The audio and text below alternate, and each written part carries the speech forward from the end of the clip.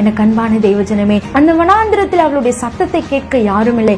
ஆனால் கர்த்தர் நீதியுள்ள தேவனாய் அவளுக்கு செவி கொடுத்தார். இந்த நாளிலும் ஆண்டவரே, வனாந்திரத்தை போல நெருக்கத்திலே நாங்கள் காணப்படுகிறோம். நெருக்கத்திலே இருக்கிற எங்களுக்கு விசாலத்தை உண்டாக்கும். எப்பொழுது எங்களுடைய விண்ணப்பங்களுக்கு பதில் வரும், எப்பொழுது எங்களுக்கு செவி கொடுப்பீர், எப்பொழுது எங்கள் மீது இரக்கமாய் இருப்பீர் என்று சொல்லி அநேக காரியத்தை குறித்து நீங்கள் யோசித்துக் கொண்டிருக்கலாம். கர்த்தர் இந்த நாளிலே உங்களுக்கு வாக்கு கொடுக்கிறார். அவர் நீதியின் தேவனாய் உங்கள் விண்ணப்பங்களுக்கு எல்லாவற்றிற்கும் அவர் இந்த நாளிலே செவி கொடுக்க போகிறார். நீங்கள் எந்த காரியத்திற்காக எதிர்பார்த்து கொண்டிருக்கிறீர்களோ, எந்த காரியத்திற்காக அநேக நாள் ஜெபித்துக் கொண்டிருக்கிறீர்களோ, கர்த்தர் உங்கள் மீது இரக்கமாய் இருந்து அந்த காரியங்களுக்கு எல்லாம் பதில் கொடுக்க போகிறார். நெருக்கத்திலே, வனாந்திரத்திலே, உபத்திரவத்திலே, பாடுகள் மத்தியிலே வாழ்ந்து கொண்டிருக்கிற உங்களுக்கு கர்த்தர் விசாலம் உண்டாக்கி உங்கள் விண்ணப்பத்தை கேட்டு உங்களுடைய கண்ணீர் யாவையும் துடைத்து உங்கள் எல்லா விண்ணப்பங்களுக்கும் பதில் கொடுக்க தேவன் வல்லமை உள்ளவராய் இருக்கிறார். எனவே அவர் மீது விசுவாசமாய் இருப்போம், அவரையே நம்பி வாழ்வோம். God